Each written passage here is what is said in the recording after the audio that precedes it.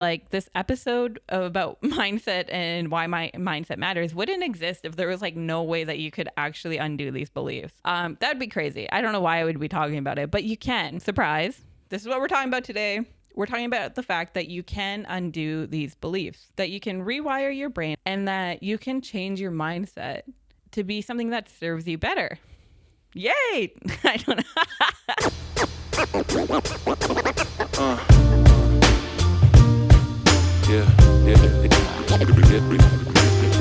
All right, my Neechies, welcome back to another day, another episode of the Neechie Mind Podcast.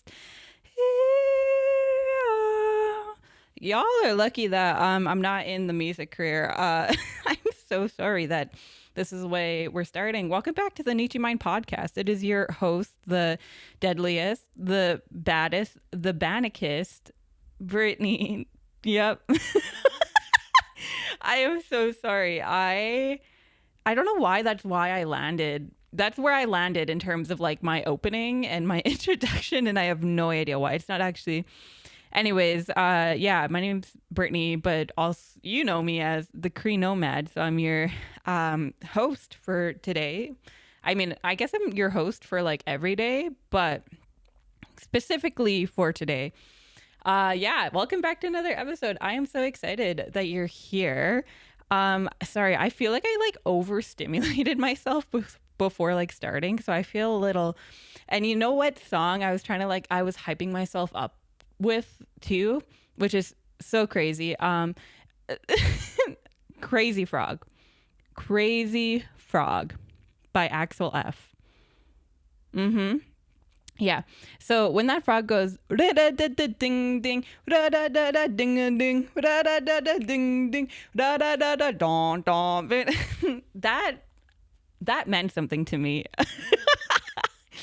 Yeah, but I fear between the lights and the figuring this stuff out and everything, I might have made myself a little overstimulated. So we're gonna start off this episode by breathing, and I'm so sorry. This is so gross. It probably sounds so gross in your ears. So viewer, if you're listening only, this is horrendous. But if you're watching, it's also horrendous. But okay, ready? In. That was so short. Out. That was such a short breath. Okay. Let's focus. Let's lock in, everyone. Just okay, everyone, quiet. And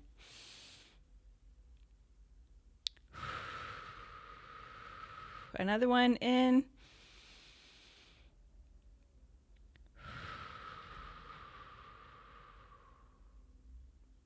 Yeah. My God, who came up with breathing? Because they ate. Low-key, creator, they ate a little bit when they came up with breathing. Don't you just feel better? I feel better now. And you can probably hear it in my voice that I sound a bit better as well. Anyways, welcome back to the podcast. I'm so sorry that is kind of like how we started, but breathing is so good. We should do it more often. Actually, I read recently, I don't know if this is true or not, but apparently you were breathing more. I don't know how you would actually measure that, or like how you know how much your grandfather, great grandfather breathed, and how you know that you somehow breathe more. But apparently people are breathing more. Anyone know what that means? I don't. But apparently I think it has to do with something like we're so fast paced, and because of like this capitalist society that we've kind of built and are now imprisoned in. Mind you, not we didn't build it. Nietzsche's, we didn't build this. We were fine being at a river, chilling with the bros, and hunting and gathering. That was literally it. That was what we did. That was our specialty. It wasn't us that created this world, but now we have to exist in it. We have to live in it. So anyways, because of this capitalistic hustle, like you have to work 40 hours a week to barely survive kind of world we've built, we kind of like do things too fast. We're always on the go. I'm always on the go. And I notice that too, even though I'm self-employed, right? I'm always on the go. I'm always running and running, and my mind is always going so fast that it like became like so important for me to have a bedtime. I am a sleepy gal. I love to sleep. And it became so important for me to like be really just like 9 p.m. I'm done. 9 p.m. no matter where I am, I could be running a marathon. I don't know why I would run a marathon. Should I run a marathon? That'd be kind of fun, right? I don't know. Side note, even if I'm like going out with friends, I'm at a movie theater. 9 p.m. hits, I gotta go. I gotta come home. I gotta put on my lavender melatonin oil. I gotta drink my sleepy time tea. I gotta curl up in bed. I leave my electronics out here in the living room. And I go to my bed, and I am either listening to an audiobook while I'm gua shawing my cheek, because my jaw, like I clench my jaw. I'm either gua shawing my cheeks. Well, that sounded weird. I'm either gua shawing my upper cheeks, not my lower cheeks. And listening to like Pride and Prejudice or Sherlock Holmes, or the way I just paused so long, or I am reading a little book and falling asleep. And I cherish that time because I need it, because I am going so much. I do so much in a given day. Like I switch so many hats. Imagine my head is piled high with hats, and I am just flipping through them every single like hour. I switch a hat, you know? And you know what? I'm not complaining. I love my jobs. I love everything I do for work. I really do. And I truly do. And I'm so blessed that I get paid well to do the things that I love to do. However, sometimes because I'm living in this capitalist mind like society, where money is equated with success. And also I need money to live somehow. For some reason, I need money to buy food. I need money to have a roof over my head and to have a comfortable home, you know? So sometimes I prioritize getting that bread money flow over like my health. And that's not good. So I've took it upon myself to really have like a nailed down bedtime. And I live by that bedtime. I live and I breathe by that bedtime. And I look forward to it too. Whenever I travel, honestly, the thing that keeps me going during like work trips and conferences, because I like can work in some very colonial spaces because I work in international climate action. The thing that keeps me going isn't like, oh, this is going to be so good for like the next generation, or oh, this is going to be so like my nieces and nephews have, you know, nature and an environment to grow up in and to continue practicing our cultural practices. And that's not my driving factor. My driving factor is that eventually at the end of the day, I get to go home and I get to rub my feet together like a little cricket in my bed. That is what I'm working towards. That is what I work for. You know, people are like, honey, I'm home. Like they have a family. They have like loved ones to come back home to. I have my bed. I have my cup of tea, and I have my books. Okay. And it is a beautiful life that I built for myself. So what are we talking about? Oh yeah. So we're breathing more because we are going so fast, and we've kind of put ourselves into a permanent state of just being on the go, on the run, which isn't good for anyone. Right. And I'm really honestly on top of my bed that I'm working toward. It is also like I am working towards getting back to where we were as a people, where, you know, we were just gathering, hunting, living with the land, not extracting from her, just living with the land, and your gifts were used in your community and you only did what you wanted to do, if that made sense. When I work in environment, that's also what I'm working towards. But how are you? Let's stop talking about me for a second. How are you? Welcome to the podcast. Welcome to another episode. That was a little ranty rant that I went on, I think, just to get like some feelings out. I was like really overstimulated when we started. So now I'm glad I'm back. And the fact that we're 10 minutes in and I haven't even spoken about what I meant to speak about, let's get back into it.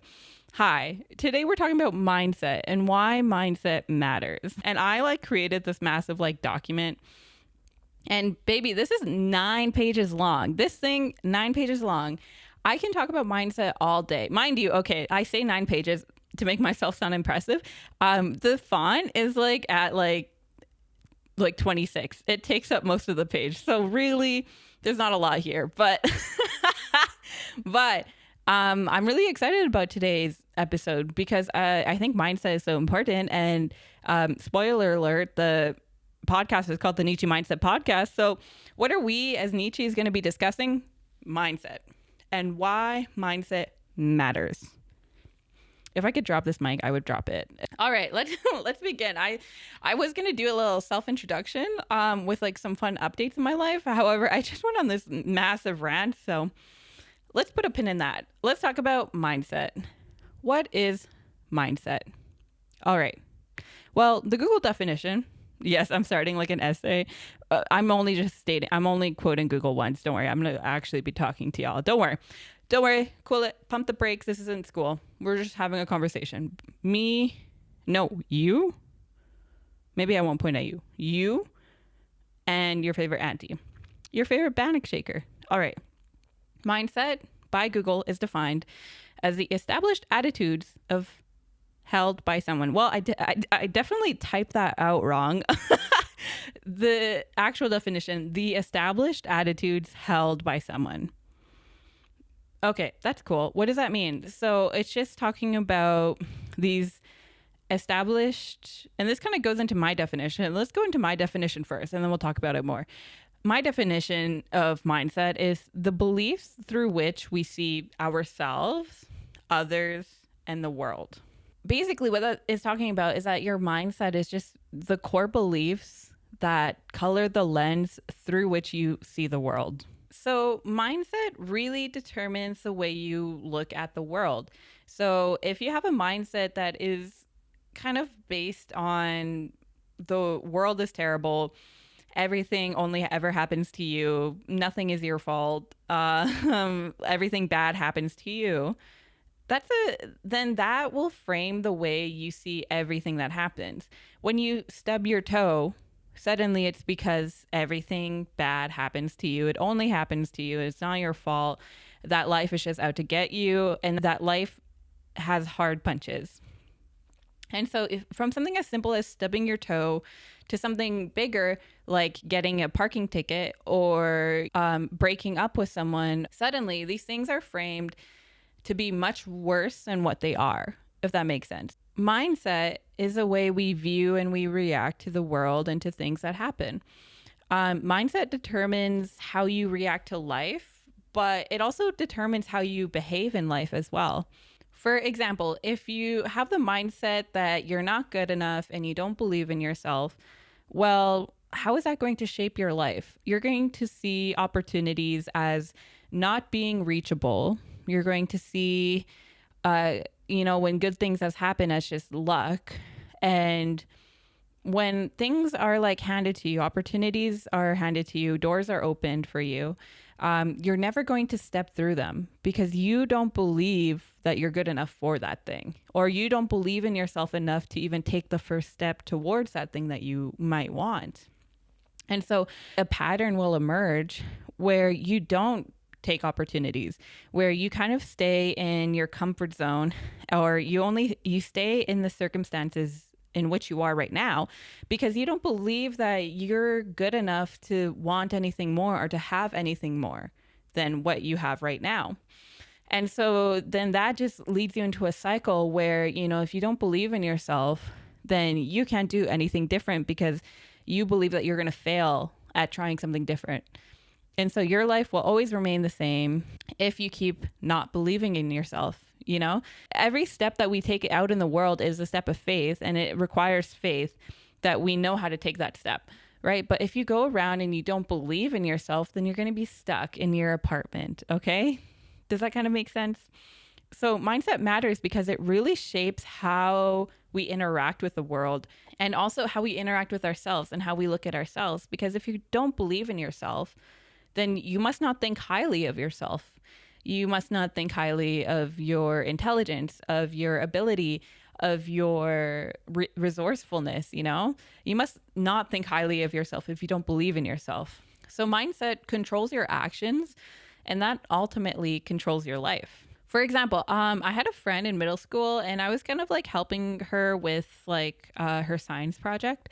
And every single time, like we would run into a little issue or something like that, which is again part of the process, and it doesn't mean anything about us or even the project itself. It's just it's what happens. You sometimes run into some speed bumps along the way. But every time she just took it to heart because she truly believed that she was not smart. And she said it verbally too. She like would say like, oh, I'm like so stupid, or, oh, I can't do this because I'm not smart enough, or, you know, like I'm not intelligent and everything. So it seemed that everything that happened was somehow her fault. Even if it was like, oh, we forgot to get poster paper today, you know? And then she would be like, oh, I'm so stupid, I forgot. Or like, oh, like, you know, I just don't know how to prioritize things or something like that. And it suddenly became her fault. And I could see it like kind of like dim her a little bit. And then she didn't want to keep trying. She didn't want to keep going forward, or she didn't want to find a new way through. And it's because she truly believed that she wasn't intelligent.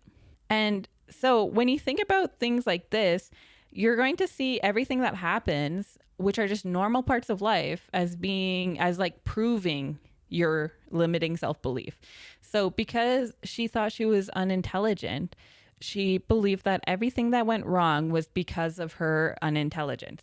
Unintelligence? Is that a word? I don't know. I'd be making up words sometimes. I'm a writer, okay? I'm allowed to. Shakespeare made up words. I can make up words, okay? But because of that unintelligence, she truly believed that everything that was happening was because of that. And so then that just further proved to her in her mind that she was unintelligent, which just solidified that belief, right?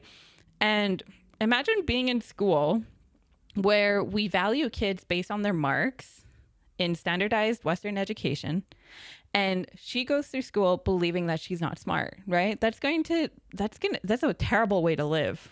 You know, because you're forced to go to school, you have to. So that's just an example of mindset and like how it really does shape the way you experience life. And our brain is so funny too. Like a lot of people think your brain is like against you. It isn't. Your brain is just a funny information processing machine. It also isn't you. Your brain isn't you. Your thoughts are not you. Your thoughts are just your brain processing information because it loves information. It loves to gobble it up. It loves to, you know, and then it like spits out something. And sometimes we believe what those thoughts are saying. For example, like when I say like, don't think about a pink elephant. Wait, is it pink? Is it pink? Or is it white? Or is it just an elephant? Anyways, when I say don't think about a pink elephant, what are you going to do? You're going to think about a pink elephant. When you think about a red car, what do you see a lot when you're walking around now? Red cars. It's not a sign. It's not the universe giving you a sign. Let me tell you that right now. It is not a sign. It is just you recognizing pattern because your brain, your funny little brain, loves pattern. Okay? When we frame this with mindset, suddenly when you think that you're unintelligent or you don't believe in yourself, suddenly your brain is going to pick out all these little instances throughout the day that further prove and solidify that belief, you know? And then that belief will dictate your actions.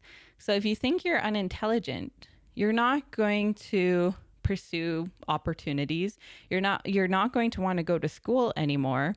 You're not going to believe that you have any intellectual value in this world because again, we built this weird society where you have to be smart or you have to be school smart to succeed. There are different types of intelligence. Like I'm really good. I'm book smart, right? I'm book smart. I'm smart in like academic settings. Am I smart when it comes to emotions and feelings? Absolutely not. Okay. I had to do many years of therapy to understand the feelings I was feeling and to even be able to name the feelings I was feeling. Okay. So when it comes to emotions and people's emotions and stuff like that, I'm not the smartest. I am not. And I know that. And I'm not saying that in a deprecating way. I'm saying that in a way that like I'm honoring the fact that I'm still intelligent. I am intelligent, but sometimes I struggle with different things, you know? You are intelligent, but sometimes you just struggle with different things, okay? So, the thing about mindset is it's a large part of it is formed actually very early in your life, which is unfortunate because we have no control over like the first 6-7 years of our life. Really, we don't. Actually, for the first like, honestly, probably 18 years of your life, as long as you have like an authoritative figure in your life telling you what to do, you know, like you don't have that freedom or that control or perceived control. But yeah, your core beliefs are formed about you and the world around you when you're a kid. And there's a couple different places where these beliefs come from. And so one of them would be things that you're told. So things that you might hear kind of willy-nilly, or just things that are literally directly told to you. For example, I truly thought that this is crazy. Maybe I'll get into this later. But as a child, I thought the reason my parents broke up was because of me. And that's crazy. That's crazy, actually, to put on myself. Like, it's something that I was told by siblings, but I think they were telling me in like a, oh, like you're adopted kind of way. You know how kids do that? But it was kind of like they like said something about it, that they're like, oh yeah, mom and dad used to be together. And I was like, what? Because like never in my life, since the day I was born, have my parents ever been together in any way, shape, or form, right? And I was like, what? They were together? They didn't just like come together to have children? You know, I didn't understand relationships, obviously, but yeah. And so I was told this, and then I believed it. And then now that I believed it, it shaped the way I looked at my parents' relationship. So every time they fought, every time my dad would kind of stop by for a visit and not really interact with my mom, or every time my mom would say something about my dad, or my dad would say something about my mom, it was my fault. It was my fault because something I did before I was born made them break up. And that is a guilt that I carried with me for so long. And that is something that shaped how I looked at relationships. And that is something that shaped how I looked at myself. And that I thought that intrinsically something was wrong with me because as a little thing that wasn't even grown, I somehow like messed up my parents' marriage, right? And so that core belief is something that took years to kind of undo. And now I understand that my mom and my dad are adults, and there was nothing I could have did wrong or good that would have made them stay together or would have made them separate, you know? They're adults. They chose to separate. It has nothing to do with me. Okay. And even if they perceive it themselves that it has something to do with me, it really doesn't. Okay. They're themselves. It's a reflection of them. It's not a reflection of me. And so for a lot of kids, like, these are how these crazy self-beliefs are created, is through like these different experiences, right? So it could be things that you're told. It could be things that you see.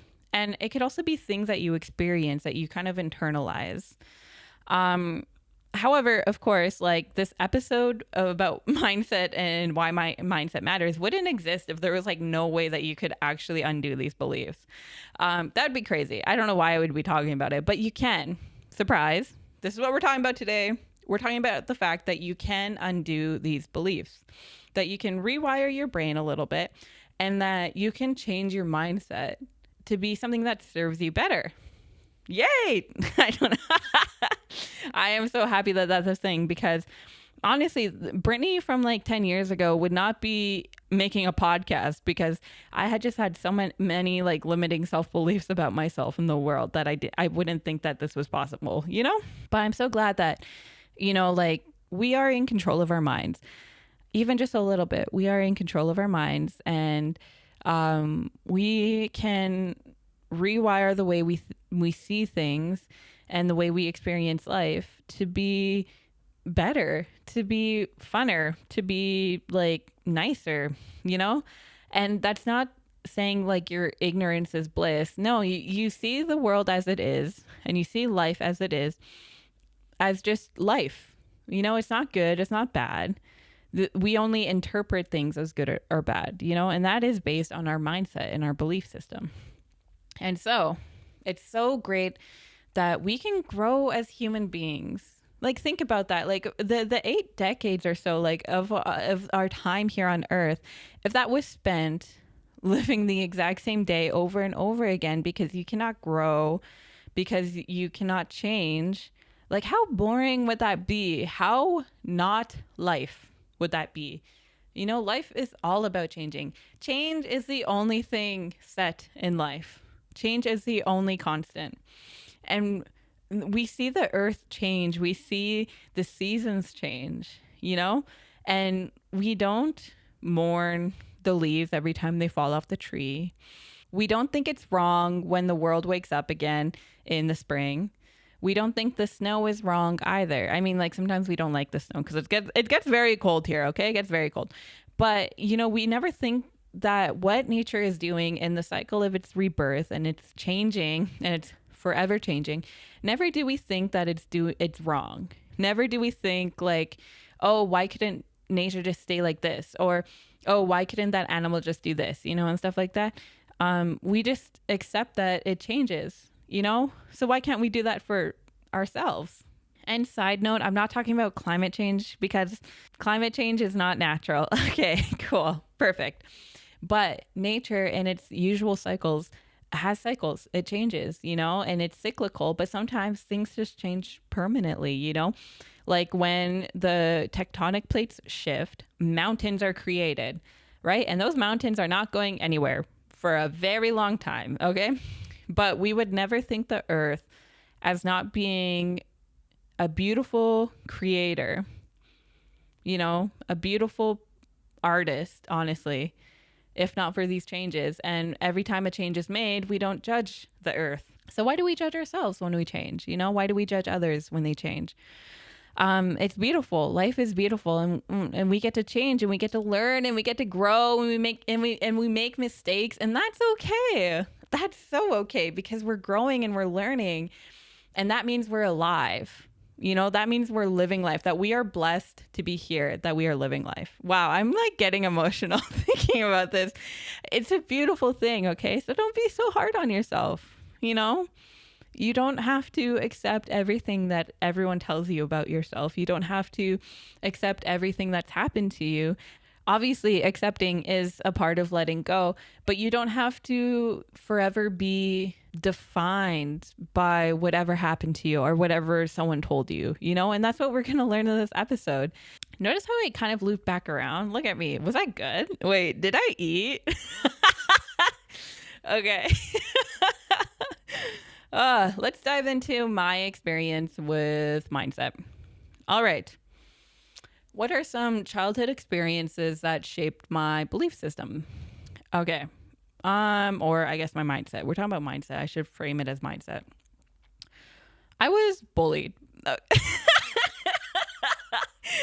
The way that I'm like starting immediately with like, oh yeah, I was bullied after having this beautiful like talk about change in life and everything. Okay, I was bullied. I was bullied my entire life, and I kid you not, like my entire life. I've been bullied as long as I've had to interact with people, okay? And that's for a lot of different reasons. Namely, I am different. My brain works different than people. You know, I'm neurodivergent. I am on the spectrum, and I have OCD. So lovely, amazing. I have this powerful combo just waiting for me to be excluded from society. Like it's but yeah.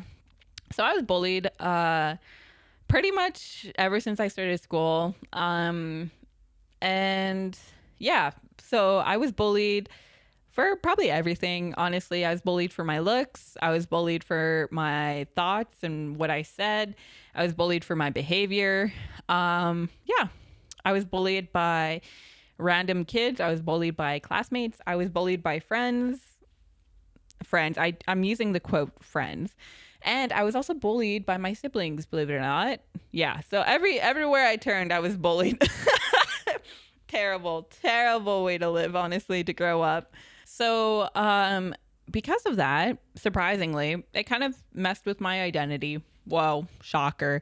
Yeah, so I believe that because I was bullied by literally everyone, that I was somehow like less than everyone else. Like I was like, oh, like I'm being bullied and it's only happening to me kind of thing. And it's because I'm the problem. It's because of me, you know? All right, baby, we are back in business. Okay.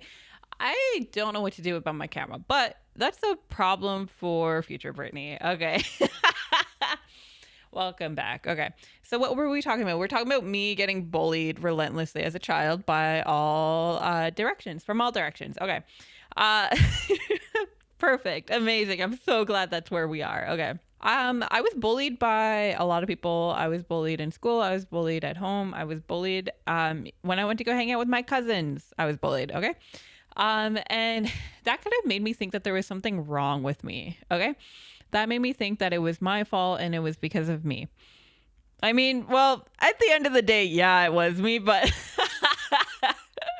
yeah, apparently neurodivergency and kids' kindness don't mix. Yeah, that just made me believe that, like, yeah, I was just like, I wasn't able to fit in anywhere. And that kind of shaped how I began to view friendship and also how I just began to view everything, honestly, in school. Because when you're in school, the only thing that matters is if you're cool. And I couldn't care less. I don't know, like, sue me. I couldn't care less if I was cool or not. Of course, a part of me really wanted to be cool so that, you know, I wasn't bullied and that people saw me for how cool I thought I was. You know, like I knew that I was different and I knew I thought differently than everyone else, but I never thought that it was something that, like, it was wrong to do that.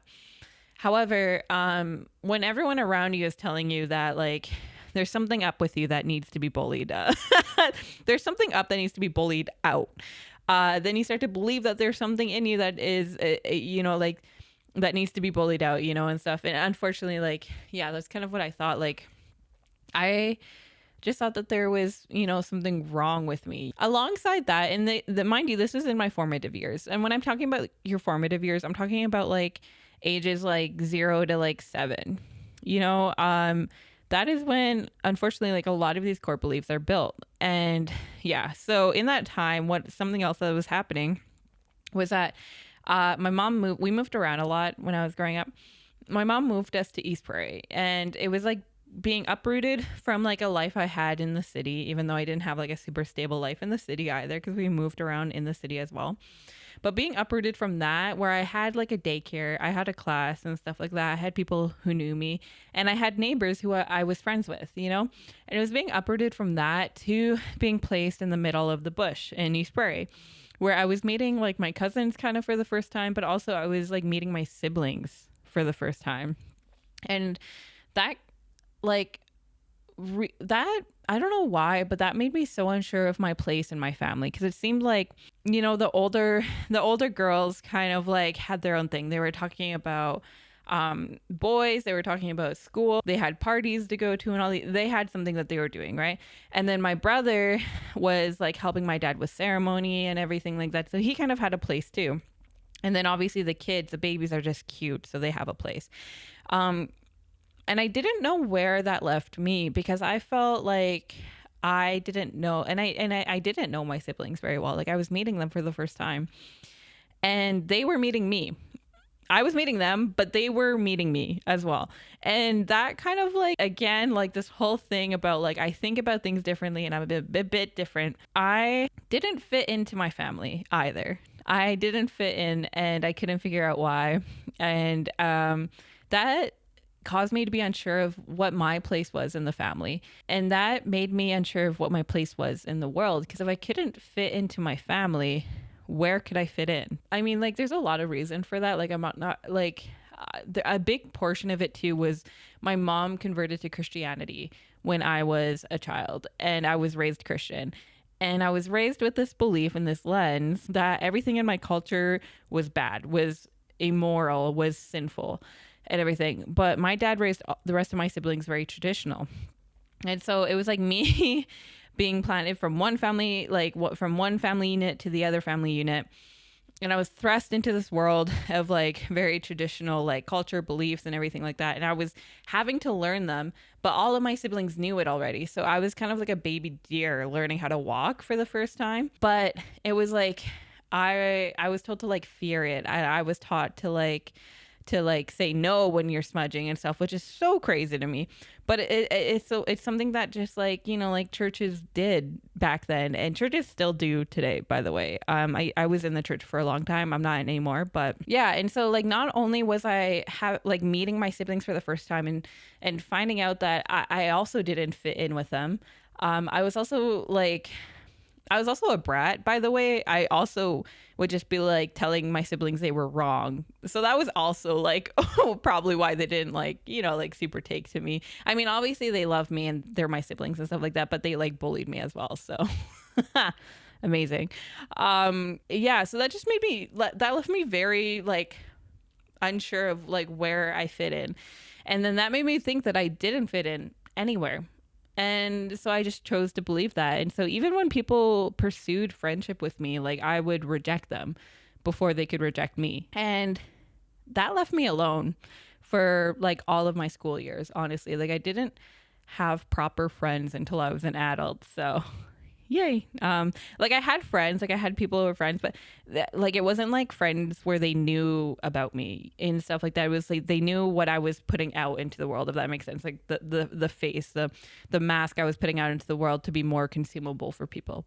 That was who they liked. They didn't really like me, but maybe if I gave them a chance, they would have liked me, you know, but I just didn't give them that chance because I believed about myself that there was something like intrinsically wrong and different about me that people just didn't like and didn't want to be friends with. So yeah, that kind of ties into like not understanding social cues and not understanding the difference between being laughed with and being laughed at. Yeah, not understanding like social cues like that, not understanding like what I'm supposed to say or do in a situation, and everything. Like I used movies actually and books to kind of help me learn how to interact with people.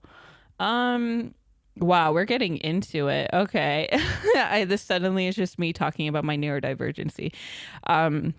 Yeah, I used books and movies to escape, but I also use them to learn how I should interact with people.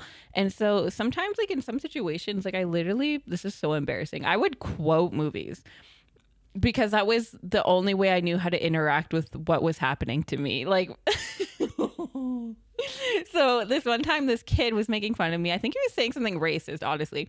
And I didn't know how to react and everything. So all I could say, and I didn't want to swear because I didn't want to get in trouble in class. So I was like, "You foul, loathsome, evil little cockroach."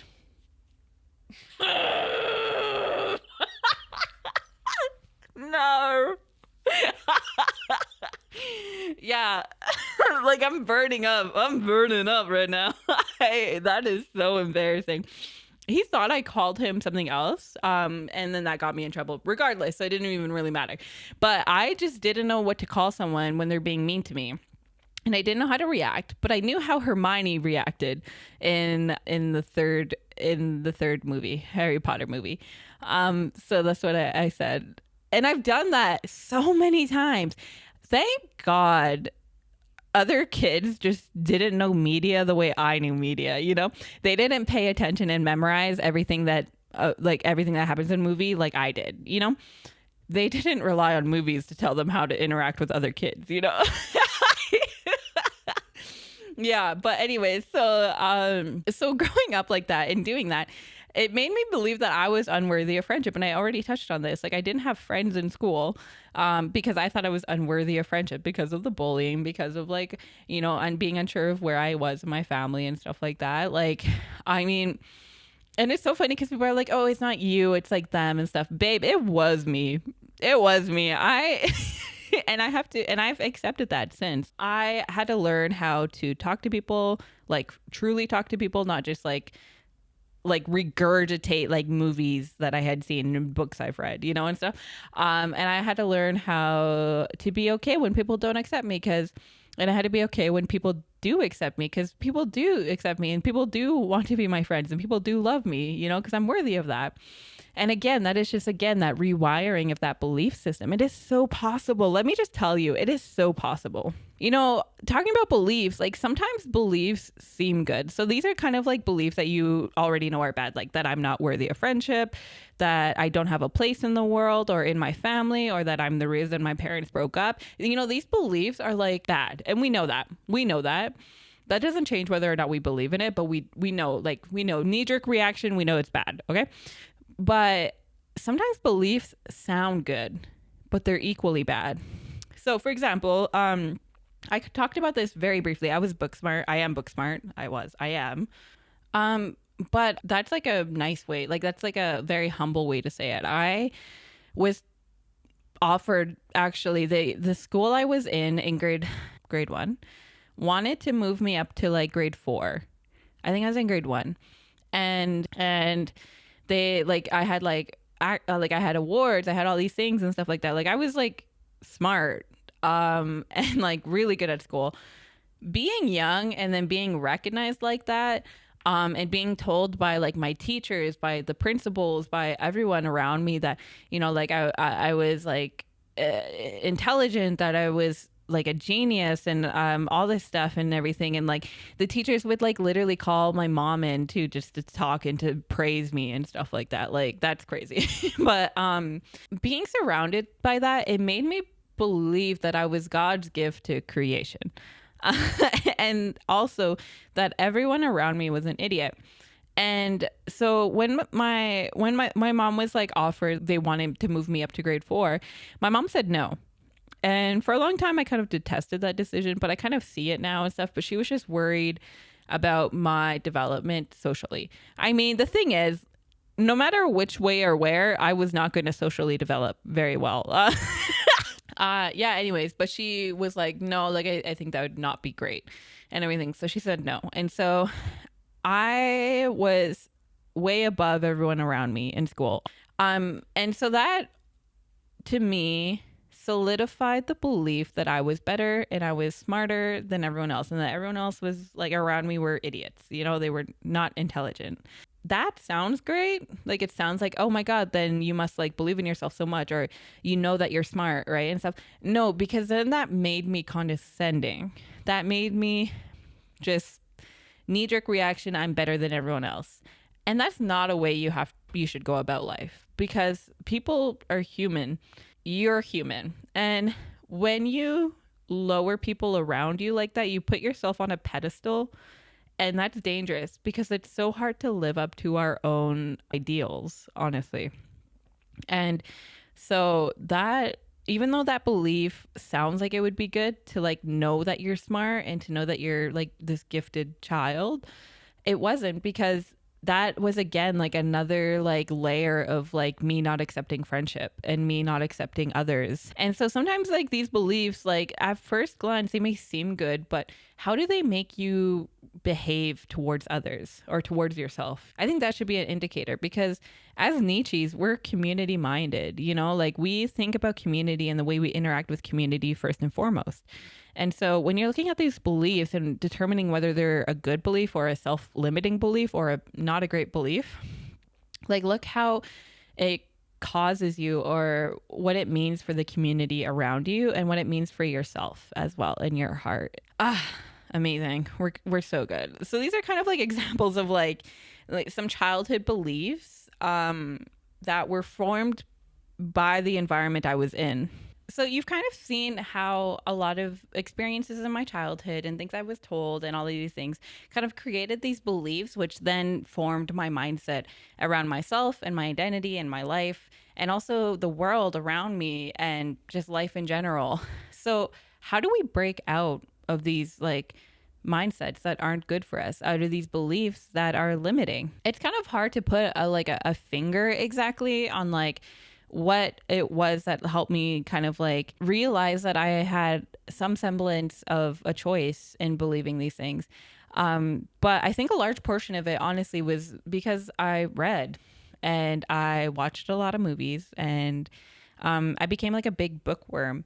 And I think hearing about other people's experiences and seeing what they did with the circumstances they were in helped me realize that like everything that was happening wasn't just happening to me, but it also gave me a wider lens to look at the world that didn't just revolve around me or concern me. And I think that's why stories are so important. Why, like, me sharing about my childhood and the way that, my beliefs were formed and how that affected my behaviors is like the best way I can communicate about mindset, and the best way I can communicate about how we can shift our mindset to be something that's better for us. Like sharing them and listening to stories. I mean, Nietzsche's love stories. A lot of our cultures and our nations are founded in stories, and the stories we pass down generation to generation. That's where our knowledge transference happens. Stories are so integral for humans remembering that they are human and that they're not alone in the world, and that there are other people who have went through what you went through, and that there is a way forward. And it's a good way to share hope, to share knowledge, to share just I guess experience, and something to learn from too, because we can learn from each other's experiences. Stories also showed me that I have a choice in believing or not believing what people said to me or said about me or said about others around them. And reading about these people in very hard circumstances, finding a way through, finding a way forward, helped me believe in myself, honestly. And this came into practice too when I was 14. When I was in grade 8 or 9, I think we were doing a project, and it was talk about what you want to do in 5 years or 10 years or something like that. And I was kind of going through it, and I wanted to go to Oxford University for some reason. So I was looking through Oxford University, because Isaac Newton went to Oxford University, and I love Isaac Newton. Don't ask me why. I don't know. I just grew very attached to the scientist for some reason. But and then also, this is so embarrassing, Charles Xavier worked at Oxford University. So in my head, I was like, I want to go there. I didn't actually want to go there. It was just because of these things and stuff like that. It wasn't an actual one, but it was what I was putting on my presentation. And my social studies teacher literally leaned down and was like, people like you don't belong in places like that. They don't go to places like that. Yeesh. My God. So you kind of see the kind of environment I was living in and doing school in. And I remember, I don't know why, I again, it could be books, it could be movies, it could just be just the startling realization that I have a choice. I can choose to believe him and what he's saying about me because of my past, because of who I am as an Indigenous person, because of where I come from, or I could choose to not believe it. And I could choose to believe in myself instead. And thank God I chose to believe in myself instead. And I chose to ignore him and those awful words that he said to me, a 14-year-old girl. Crazy. And that began, of course, me choosing to believe in myself in that moment. Everything, it wasn't just perfect from that. It took a lot of work to continue to choose to believe in myself when things like that would come up. And you have a choice, honestly. And realizing that I have a choice and that I can change my beliefs about myself and about others, and I could choose not to believe what these people were saying or what these people even believe, that changed everything for me, because then that made me kind of cognizant of the choice I have in my life, and the choice that you have in your life. And so my mindset went from being one where I was ashamed of being Indigenous because of all the negative connotations I had seen come with being Native, in my race, in the racist farmer town I grew up in. And it went from being unsure of my place of the world, of thinking that I'm unworthy of friendship, of thinking that I was the reason my parents broke up. Again, that one is so wild to me now, but and those beliefs are so limiting. I don't know where I would be if I still held them. I definitely wouldn't be here making a podcast and living the life of my dreams and being an author and being self-employed and being successful in a way that is good for me and what success means for me. My mindset today too is vastly different. And that's because I understood that I could change those. And I'll show you how very soon. But my mindset today is more I'm a wonderful friend, that I am worthy of love and understanding. My brain works differently, but that makes me unique. It doesn't make me less than.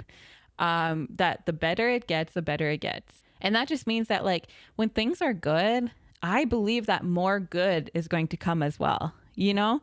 And that anything I want to do, I can because I believe in myself. And when people hurt me, it's reflection of them, not of me. And that my past does not dictate my future.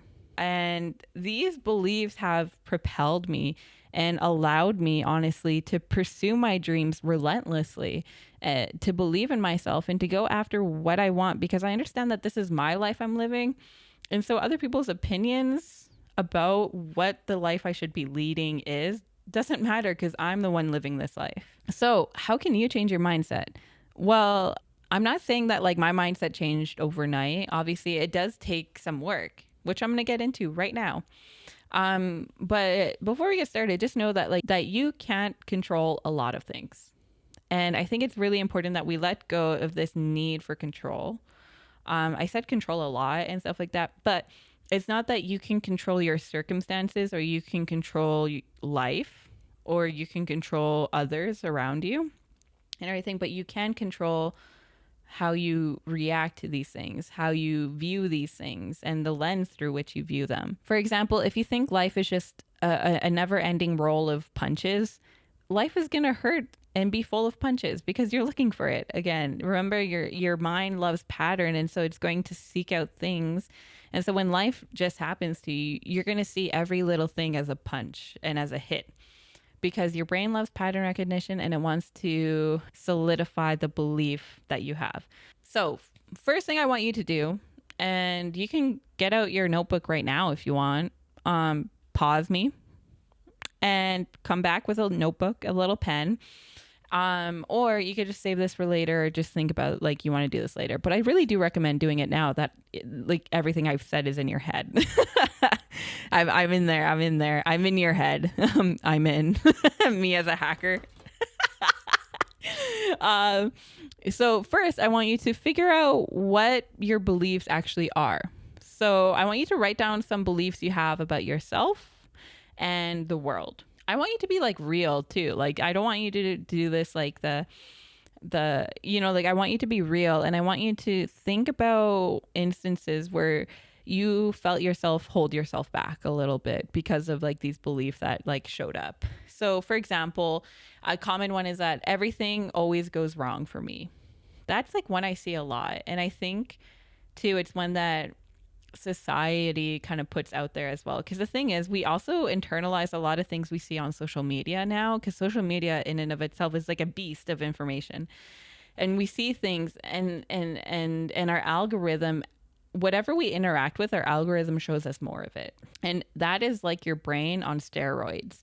And so if you see like for example relationships, you're like, oh like if you like men and you're like, oh, men always cheat, and you or someone on social media tells you this, and then video after video after video shows you of like instances of men cheating, then suddenly you're just going to believe wholeheartedly that men cheat. And how is that going to affect your relationship? It's not going to be healthy, is it? That you're going into a relationship, if you like men, that they're going to cheat on you eventually. You know, like that's not a good foundation to build a relationship off of, a healthy relationship at least. So sometimes our beliefs are not even things from our childhood, but just things we see over and over again because our algorithm shows you them, you know, and stuff. So that's crazy. That's a whole other thing I can talk about. And there's some popularized beliefs. And one of them is that everything always goes wrong for me, or that like after every good thing, there needs to be a bad thing. First of all, who created that belief? That is so crazy to me. like who dictated that is truth? Life has its ups and downs, yes, obviously, but you know, like having that belief makes you scared every time you have something good happen to you, because then you're just expecting the next punch. Like that's not a way to go about your accomplishments or the things that bring you joy in life, right? So some examples of some beliefs that you might have: everything always goes wrong for me, or I'll never be able to do this because of A, B, or C. That's a common one. Or people like me or you don't deserve nice things. Maybe you have some guilt that you're carrying, or maybe you just like were told things about yourself that aren't true, but that you internalized, and now you believe that you don't deserve nice things and stuff. So like, I want you to get real, and I want you to get honest about like these beliefs and write them down. Next, I want you to dive into your past the way that I kind of did this episode, and see how some like childhood experiences and things that you were told kind of colored these thoughts for you. It could be something you were told. It could be something you saw. It could be something you experienced. But just kind of pinpoint where that belief began and why it began. You know, it's really cool actually to see like where these beliefs come from, because then that kind of opens your mind to the realization that this isn't you. These thoughts are not you, and these beliefs are not you. They're just something you kind of inherited a little bit from others or from the world around you when you were a kid. And that in and of itself is so powerful. Like, that's already work you're doing. Next, in place of those limiting beliefs you wrote down at first, I want you to now place a new belief that helps you grow. So something that like serves you and will be good like nutrients in the soil for you to bloom. Oh God, that's such a terrible analogy, but you know what I mean? Like it, I want you to, in place of those limiting beliefs that have been shaping your mindset for so long that you might not even know them. Some examples: instead of believing that every time you make a mistake that you're a horrible person, or that you are a less valuable of a person, instead maybe just think that, hey, I am allowed to make mistakes because I'm a human being experiencing life for the first time. Another example, you can say like, I believe in myself and all that, and that's all that matters. And then again, my favorite one, the better it gets, the better it gets, because then you're expecting more good to happen. Now, I want you to put these beliefs, write them down again on a sticky note, and put it somewhere you're going to read it, like every day. And if you can put this on your vanity, on your bathroom mirror, just somewhere, okay, that you'll see it and you'll read it. And if you want it in secret, just put it in your closet or something, you know? And every day I want you to look at it and I want you to say it out loud. I want you to say this new belief out loud, and I want you to imagine what it feels like to believe in that new belief. And I want you to do this for like 7 days, you know? And I want you to continue after, but let's start with 7 days, okay?